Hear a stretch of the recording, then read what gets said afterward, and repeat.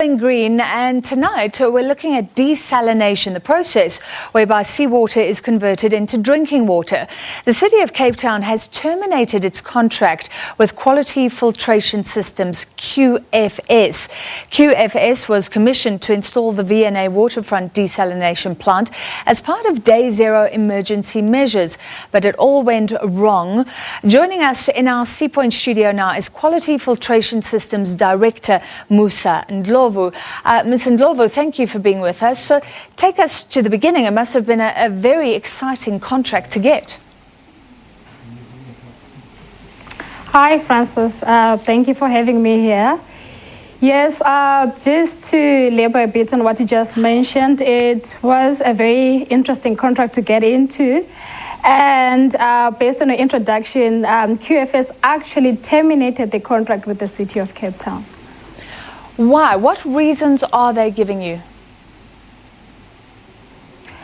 QFS terminated the contract with the City of Cape Town after we raised numerous disputes with the city on the way that the contract was being run. From the first month that we were supposed to get our capital back, we didn't get our capital. And eventually, after we noted that the contract was inoperable, we had to terminate the contract. Okay, so I thought that it was the City of Cape Town sort of terminating with you, not meeting its contractual obligations. This has gone to court, I understand. What is the wrangle right now? Well, so I'll just give you a bit of background. QFS entered into the contract with the City of Cape Town, and we put our plant down as per the contract specifications, and the plant was fit for purpose. But then when we were supposed to get our capital back, we didn't get it. And we had to go for mediation. When mediation failed, we had to eventually terminate the contract because there was no settlement that was reached. How much capital are you owed? The contract value is 53 million rand. We spent about 37 million rand to put our plant down. And according to the contract, as soon as the plant had been commissioned, we had to, the city had to start paying our capital over a period of 24 months. All right, so you haven't received any of that 37 million back. Is that what you're saying? We only got paid 1.7 million rand off the 53 million rand contract value. You must be fighting hard. This is millions. Francis, you can imagine we are not a big company, and obviously it would be not to our best interest to go to any dispute with the City of Cape Town, but we were forced to go through this, and this case shouldn't be anywhere near the court.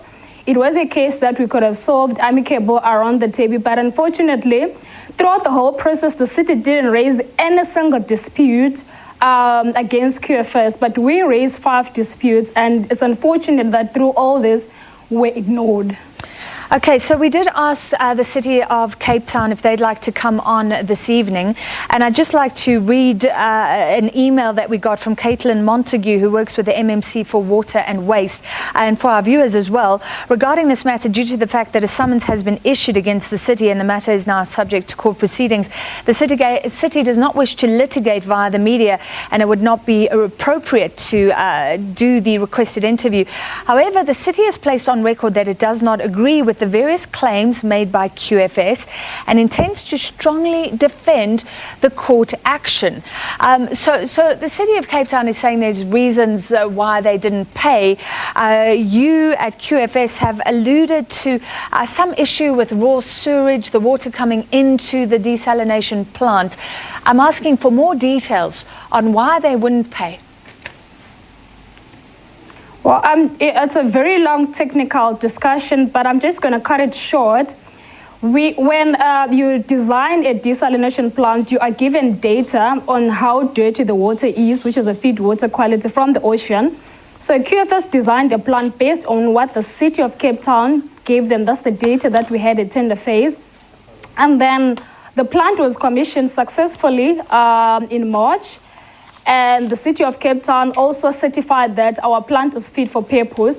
But then when we started running the plant, we noted that the quality of the water that is coming to our plant is totally different to what was in the tender document.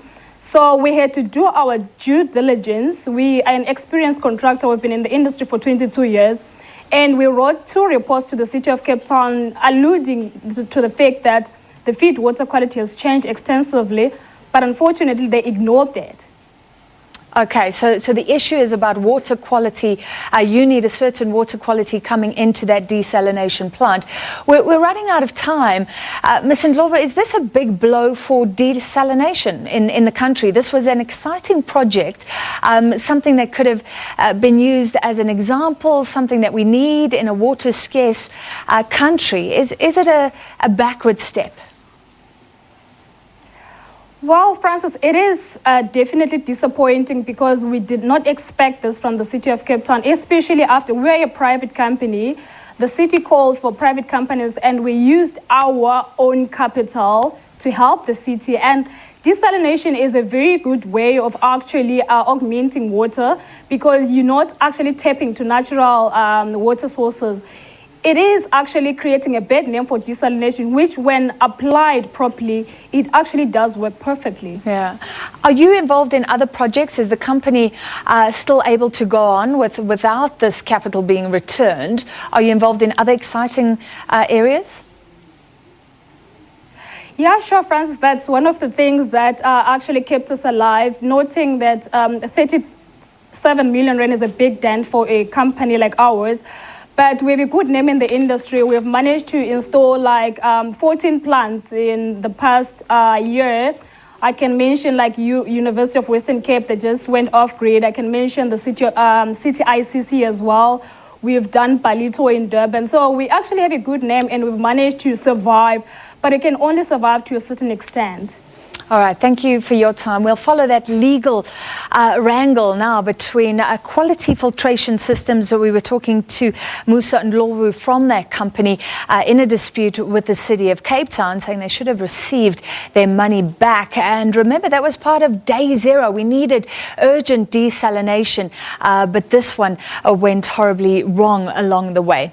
We take a short break. The full view continues shortly.